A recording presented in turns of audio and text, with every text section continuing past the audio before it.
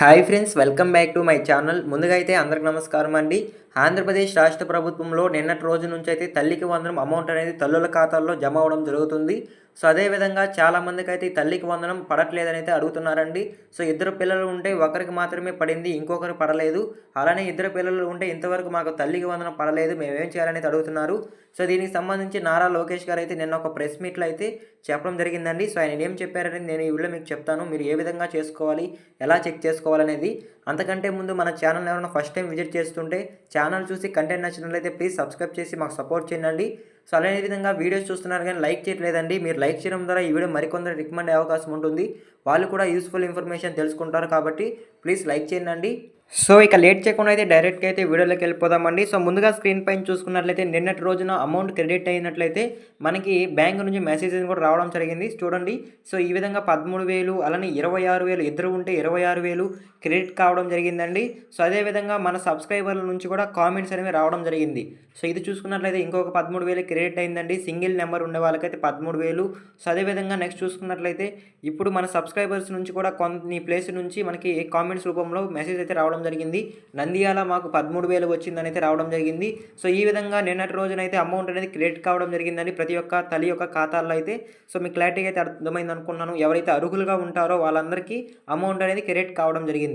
So అదేవిధంగా ఇప్పుడు ఏ సంవత్సరానికి ఈ అమౌంట్ అనేది రిలీజ్ చేశారనే విషయానికి కనుక వచ్చినట్లయితే 2024, 2025 విద్యా సంవత్సరానికి అయితే అమౌంట్ అనేది రిలీజ్ చేయడం జరిగిందండి. కాకపోతే ఇక్కడ చిన్న విషయం ఏంటంటే 2025, 2026 విద్యా సంవత్సరం వచ్చేటప్పటికి సో ఎవరైతే విద్యార్థులు ఉంటారో తల్లికి వందనం అర్హులుగా సో వాళ్ళు ఇంటర్ లోపలే ఉండినట్లయితే వాళ్ళకి అమౌంట్ అనేది పడుతుంది. సో ఒకవేళ ఇంటర్ కంప్లీట్ అయిపోయి డిగ్రీకి కనుక వెళ్ళినట్లయితే వాళ్ళకి అమౌంట్ అనేది పడట్లేదండి.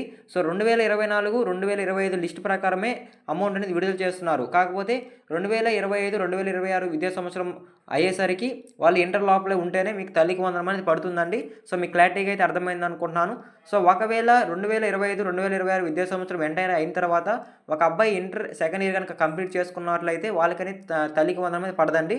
ఒకవేళ వాళ్ళ చిన్న అబ్బాయి 8th క్లాస్, 7th క్లాస్ అలా చదువుతున్నారంటే వాళ్ళకి క్రియేట్ అవ్వడం జరుగుతుంది. సో ఈ విధంగా అయితే ఒకరికే పడడం జరుగుతుంది. సో అదేవిధంగా నెక్స్ట్ చూసుకున్నట్లయితే చాలామంది 10వ తరగతి కంప్లీట్ అయిన వాళ్ళకి అమౌంట్ అనేది పడట్లేదని అడుగుతున్నారండి. సో వాళ్ళకి ఎందుకు పడట్లేదంటే 2024, 2025 విద్యా సంవత్సరం అయిపోయేటప్పటికి వాళ్ళకి 10th కంప్లీట్ అయిపోయి ఉంటుంది కాబట్టి ఇప్పుడు 2025, 2026 విద్యా సంవత్సరంకి సంబంధించి వాళ్ళనేది లిస్ట్ అనేది తీసుకుంటారు.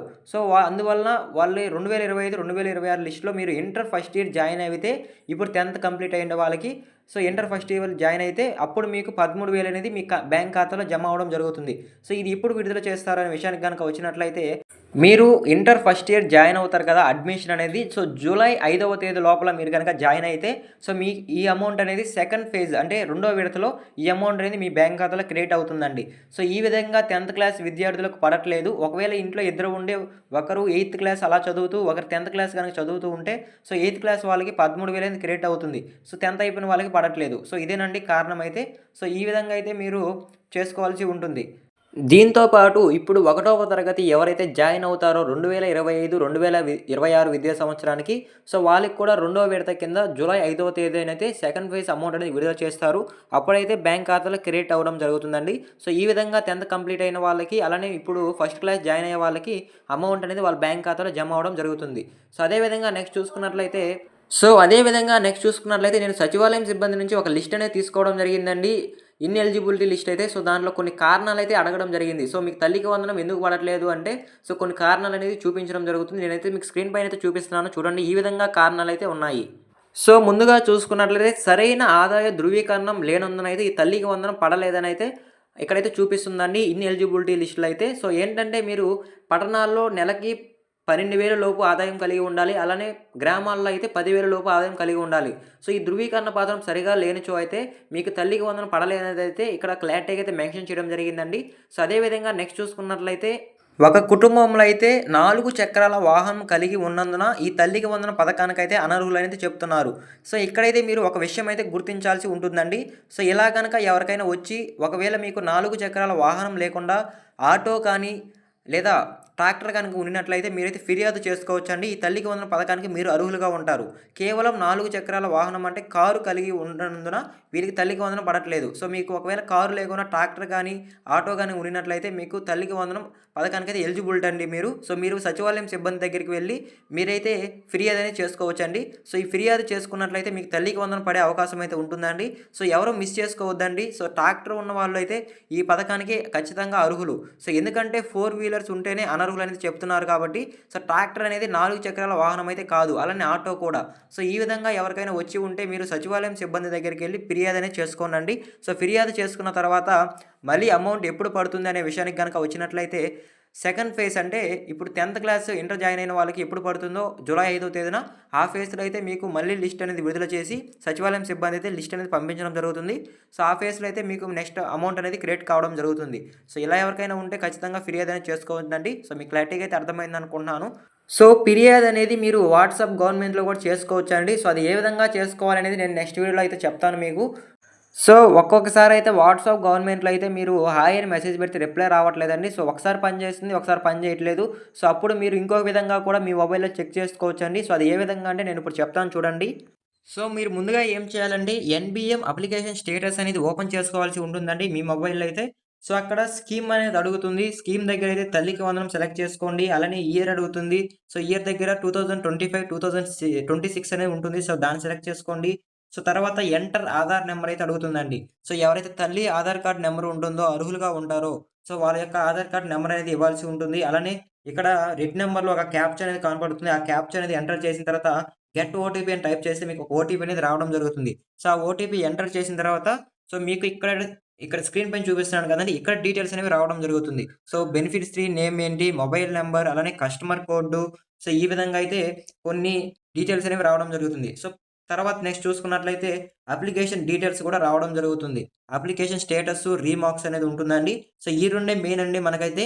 సో, ఈ 2 దగ్గర సక్సెస్ గనుక వచ్చినట్లయితే మీకు తల్లికి వందనం అనేది పడుతుందనేది అర్థం. ఒకవేళ స్టేటస్ దగ్గర సక్సెస్ అని, రీమార్క్స్ దగ్గర ఇన్‌ఎలిజిబుల్ అని ఉన్నట్లయితే మీకు తల్లికి వందనం అనేది పడదండి. సో, ఇన్‌ఎలిజిబుల్ అని ఎందుకు వస్తుందంటే మీకు బ్యాంక్ అకౌంట్ డీటెయిల్స్ గనక సరిగ్గా ఇయ్యకపోతే అంటే లింక్స్ అనేవి చేయించుకోకుండా గనక ఉన్నట్లయితే ఎన్‌పీసీఎల్ లింక్ అనేది చేయించుకోకుండా ఉన్నట్లయితే మీకు ఇక్కడ రీమార్క్స్ దగ్గర ఇన్‌ఎలిజిబుల్ అని రావడం జరుగుతుంది. సో, ఇలా వచ్చిన తర్వాత అయితే మీకు బ్యాంక్ దగ్గర మీరు మళ్ళీ ఈకేవైసీ గనక చేయించుకున్నట్లయితే పేమెంట్ అనేది మళ్ళీ విడుదల చేస్తామనైతే నారా లోకేష్ గారైతే తెలియజేయడం జరిగింది. సో, ఈ విధంగా ఎన్‌బీఎం పోర్టల్‌లో అయితే మీరు స్టేటస్ అనేది చెక్ చేసుకోవచ్చు.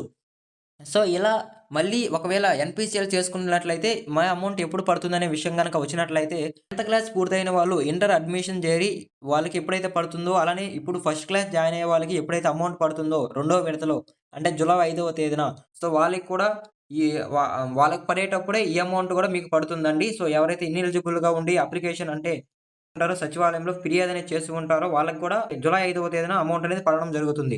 సో, మీకు క్లారిటీగా అయితే అర్థమైందనుకుంటున్నాను. సో, ఈ విధంగా అయితే మీ మొబైల్‌లోనే మీ స్టేటస్ అనేది చెక్ చేసుకొని, ఒకవేళ ఎలిజిబుల్ గనుక ఉన్నట్లయితే సచివాలయంలో ఫిర్యాదు చేసుకున్నట్లయితే సెకండ్ ఫేజ్ అంటే రెండో విడతలో మీకు అమౌంట్ అనేది మళ్ళీ క్రెడిట్ కావడం జరుగుతుందండి. సో, మీకు ఫుల్ ఇన్ఫర్మేషన్ అనేది అందిందనుకుంటున్నాను. సో, ఒకవేళ పడకపోతే ఏ విధంగా చెక్ చేసుకోవాలి, 10థ్ క్లాస్ వాళ్ళకి ఎందుకు పడట్లేదనే దానిపై అయితే సో, మీరు ఇప్పటివరకు చూసి లైక్ చేయకుండా ఉంటే ప్లీజ్ లైక్ చేయండి. మీరు లైక్ చేయడం ద్వారా ఈ వీడియో మరికొందరు రికమెండ్ అయ్యే అవకాశం ఉంటుంది. వాళ్ళు కూడా యూజ్‌ఫుల్ ఇన్ఫర్మేషన్ తెలుసుకుంటారు. ఎన్ని వరకు చూసినా థాంక్ యూ ఫర్ వాచింగ్ అండి. మరొక ఇంట్రెస్టింగ్ వీడియోతో మీ ముందుకు వస్తాను. అంతవరకు జై హింద్.